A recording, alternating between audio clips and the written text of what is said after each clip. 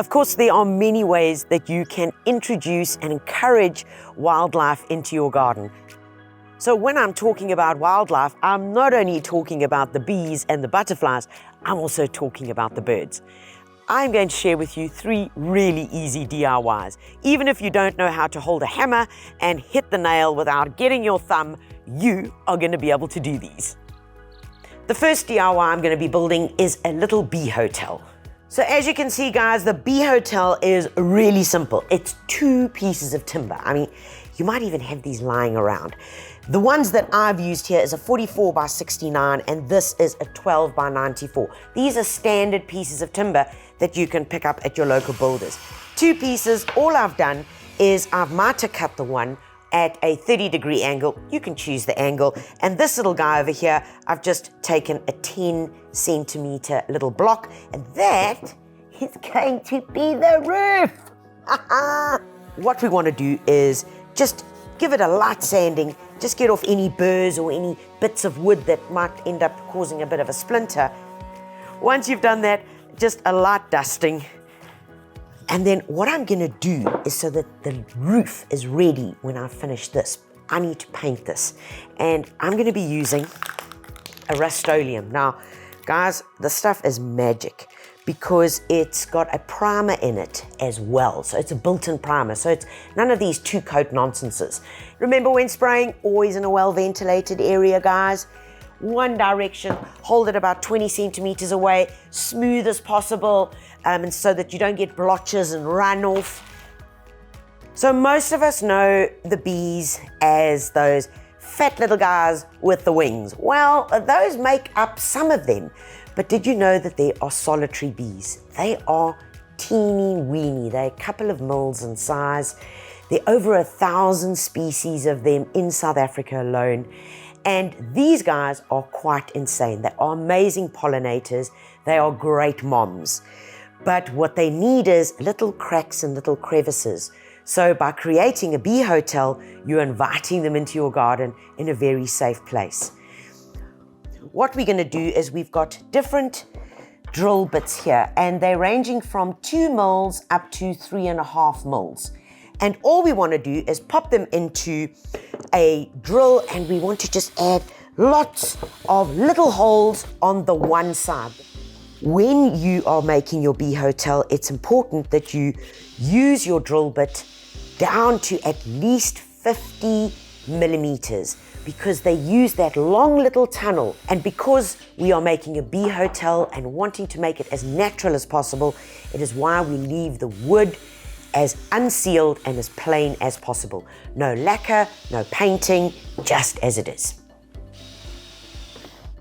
Oh, lovely. Lots of little holes, all very random.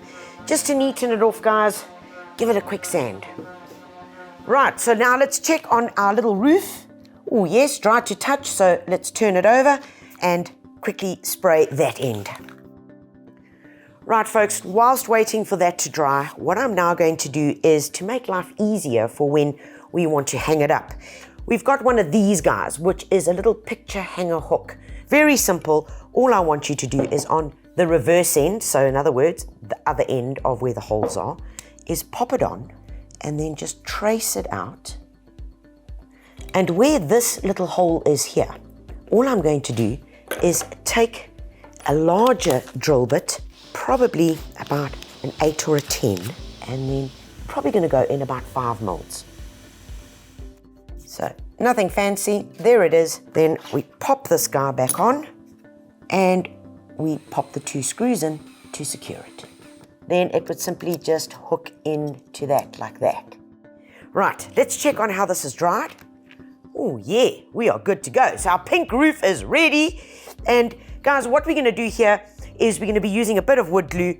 We're going to take our roof, so we're going to pop it on, and the important part here is that this must be at the back because the roof literally is going to be protecting these little holes from the elements. So there we go, nice and easy.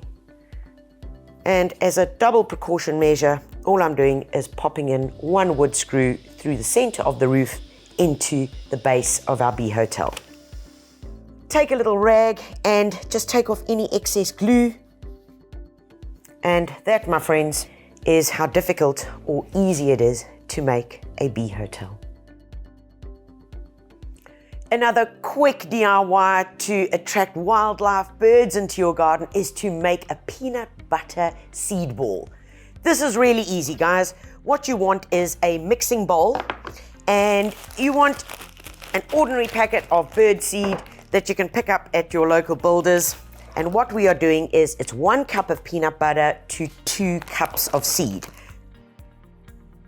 Mixing is not pretty. So there's only one way to do it, and that's get in there and do it. All right, guys, next up is the cling film, and pop that down on your work surface. And then you want some ribbon, and the reason why we're using ribbon is because string just won't do it, because this is actually going to hold our seed ball together. So quite long lengths. You want them to be at least a minimum of 30 centimeters. Cut it there. What I want you to do is you lie one piece of ribbon down there and place the other one on top of it and make a cross. And then we're going to take that, try and make a ball, pop it on here, and then fold it all together. As you're folding it, this needs to come over. So it literally has to be one of these kind of managing processes where you're working with one bit and you're working with the other bit.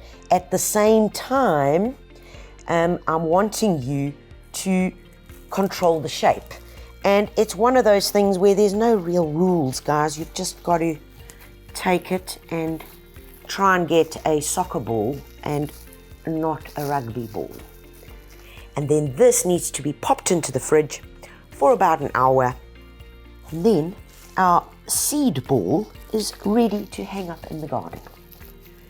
Another way of doing it, if you have access to these guys, which are cones, and for us, they are brilliant to do exactly the same, but all you're gonna do is you're gonna take your lovely mix and you're just gonna get it in here, and you pop it in between the little spikes of the cone, and that, because you're not working on a shape, you can hang up immediately into the garden. And last bit of ribbon, and tie that to the top of your cone, and there it is, nice and easy. The third DIY that we're going to be doing is a butterfly feeder. Now, butterflies love nectar. They love the sweetness. They're great pollinators as well, and it's brilliant to be able to encourage them into your garden. And this is a sure way to do it. Very easy, folks, really simple. You're going to need a sponge. We've taken a 15 centimeter terracotta saucer and the 15 centimeter matching pot. So, first up, what I want you to do is take your sponge. We're just going to chop this guy in half. And what we do is we add water to this, and you can squish it and, let it soak it up. But the idea is that the sponge must hold the water. Okay, so you do have to top that up every now and then. So there we go. And the reason why we are using a yellow sponge is because yellow is a wavelength that is specifically, and it's been scientifically proven, attracts certain pollinators. They see that wavelength and they're going to be attracted to your saucer. Now, guys, out there are many, many recipes for making your own nectar to attract butterflies, and the same for also sunbirds. But there's a lot of controversy around what is good and what is bad for them. So I just stay clear of all of that, and I go the natural way. And the natural way is by adding fruit to your butterfly feeder. And that way I know I'm not messing with anybody. And all we do is we take these and we just pop them on the edge. Now the idea is that when you've put these here, that the water from the sponge then hits the fruit, and that then releases the fructose, which is what the nectar. So that would be in place of the nectar juice that you're going to be adding. And of course, this is natural, so it's not going to mess with the butterflies, but it is going to attract them to come along to your little feeding station. So to encourage that and to help that along, we just add in some flowers. This then is your stand, and that gets popped on it in a warm, sunny spot. Remember, the warmth is also going to encourage the scent of the fruit and the fructose, and that is going to attract them and get them to come along to your feeding station. Well, there you have it, folks. 3 really simple DIYs to encourage wildlife into your garden. Not only are they adding value to your garden and making you a more responsible gardener, but they really are a lot of fun too. Remember, for all the gardening bits that I've used in these DIYs, you can get them either in-store or online. Remember to visit the blog, where there are great articles to expand your gardening knowledge and turn you into botanical boss. Get to Builders and get it done.